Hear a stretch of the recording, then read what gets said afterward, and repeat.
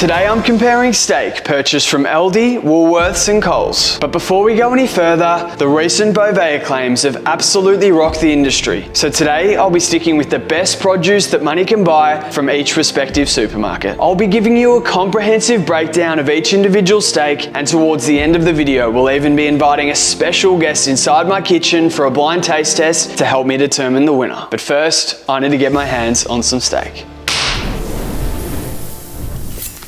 So thankfully I live near a establishment which has an Aldi, a Woolworths and a Coles in the same place. So I'm gonna head there, and like I said earlier, I will be buying the premium version of each respective supermarket. So very interested to see how this one pans out. So I did a video recently and once again I made a mistake by not weighing the steak. So this video I'll be doing a comprehensive breakdown. I'll be weighing the steak. This is gonna be an interesting experiment. I mean, I've heard from people that out of any steak, if you were gonna buy steak from any supermarket chain, Aldi would be the one. So I'm very interested to see if the claims are correct here. So I've done 2 videos recently going to the supermarket, and aside from that, it's the only time I've gone to the supermarket to buy steak for so long. I fully understand that not everyone has access to steaks or premium steaks from the butcher. So I like doing these videos because they sort of appeal to more people, but I fully understand there's probably a lot of people out there that, on the same note, refuse to even eat supermarket steak with what's going on in the world recently. So I've struck gold here by having a Coles, Woolies and Aldi all in the same place. Pulling in now, we'll be off to the supermarket in no time.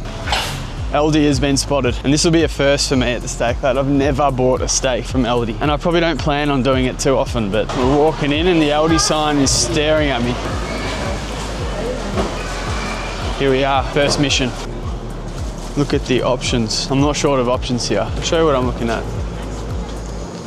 It's a heap of options, but looks as though there's only one brand. Scotch fillet steak, $8. I think that's what we're gonna go for. 100% Australian beef, Gindura station. So I still think it's important when you're buying steak from a supermarket to actually look at the marbling. So this is an interesting comparison. 2 of the exact same steaks. The marbling on this one is a lot better. So I think I've got my hands on the magic steak. I think that's the one, $8. Let's go. Steak secured from Aldi, off to Coles now. Yeah, I'll be interested to see the difference between Coles and Aldi in regard to options. It's my local Coles, but I still don't know where any of the meat is. I found my way to the beef section and there's really not much to choose from. All we've got is this brand, which is the Coles brand, and not much else. So this one here claims to have no added hormones. I think I'm gonna have to go for this one. I've done a few other videos recently where there's actually been like a grass-fed organic option, but I can't seem to find any here today. So looks like we're gonna have to go with the Coles branded one. So yeah, this is a very similar size steak to the Aldi steak. Was shocked by, not shocked, but disappointed by the options. I mean, if you're after a single Scotch fillet steak, this was literally the only option. Both supermarkets sort of disappointing me so far, to be honest. So we've picked up our Coles steak, no added hormones. I wonder what that even means. So hopefully Woolworths has some better options. Pulling in.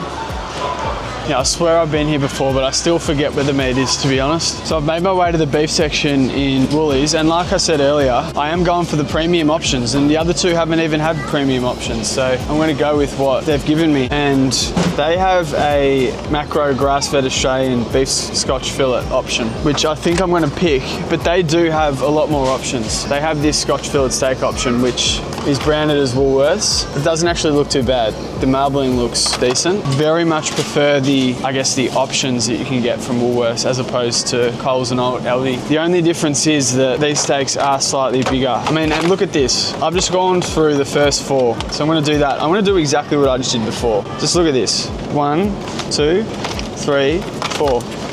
Look at the difference in marbling on these. It's crazy. Exact same price. Look at the difference.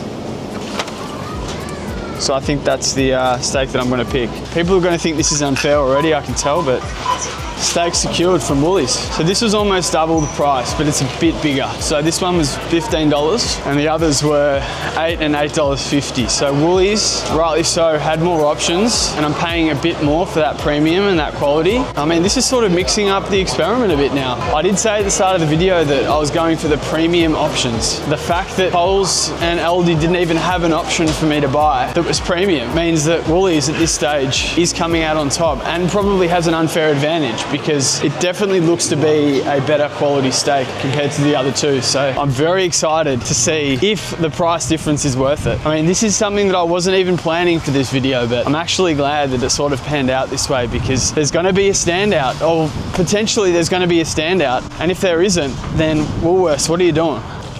I get so many weird stares holding this little thing. I didn't plan this, honestly. There's going to be people in the video that tell me I'm, not doing a fair test, but I said at the start that I'm going to be doing premium. See, I'm especially interested to see what happens here for the guy taste testing the steak. He honestly has no idea what's going on. I've just told him that he needs to be prepared to eat some steak. And he doesn't know that there's been a bit of a spanner thrown in the works with the premium Woolworths steak that's been purchased. I can't wait to see how this one pans out. So we're back in the kitchen, got my steak from Aldi, got my steak from Coles, and I got my steak from Woolworths. You would have seen earlier that I had the option of buying a premium steak from each supermarket. Surprisingly, there were minimal options from both Aldi and Coles. Woolworths had the premium option. So just to reiterate the pricing, the Aldi steak cost me $8, the Coles steak cost me $8.50, and the Woolworths steak cost me $15. The Aldi steak has an estimated weight of 170 grams. The Coles steak has an estimated weight of 170 grams, and the macro Australian grass-fed fillet has an estimated weight of 270 grams.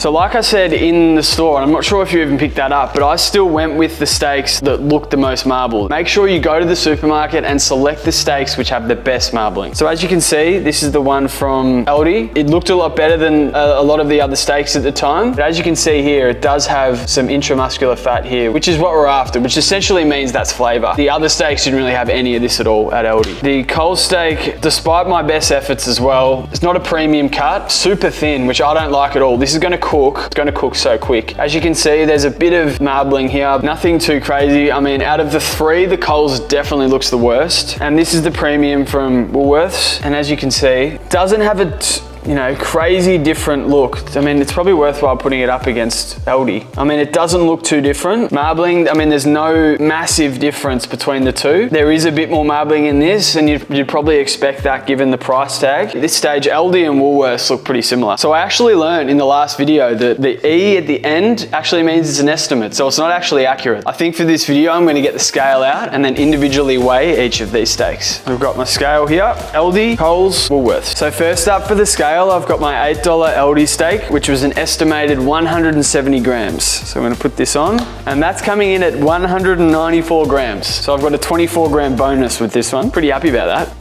This is 174, so Coles are a bit more accurate, 173 grams. The $15 steak from Woolworths, the premium cut, this was an estimated 270 grams, and that's 275. So there you go. Woolworths and Coles, a bit more accurate. Aldi, very generous. So I'm giving a price breakdown on what the steak actually weighed. So the Aldi steak came in at 194 grams and it cost me $8. Considering all of that, that cost me $41.24 a kilo. The Coles steak, which was very close to its estimate, coming in at 173 grams, cost me $8.50, was $49.13 a kilogram. And the premium Woolworths steak, which came in at 275 grams, weighed an estimated 270 grams when I purchased it, came in at $15, which is around $56.36 a kilogram. So there's a fair difference there. So I think if you're going for price and looks, Aldi comes out on top by an absolute mile. It's almost $20 cheaper than the premium Woolworths steak, and it looks very similar. So I'm gonna cook up these steaks and we're gonna find out once and for all who the winner is, Aldi, Coles or Woolworths. So yeah, normally I wouldn't cook 3 steaks at once. Clean skin version of my beef tallow. This is a great oil substitute and really good for the development of a crust, especially for steak that doesn't have much fat. I will be cooking them fairly quickly, but in order to do that, want the heat, as high as possible to develop the crust.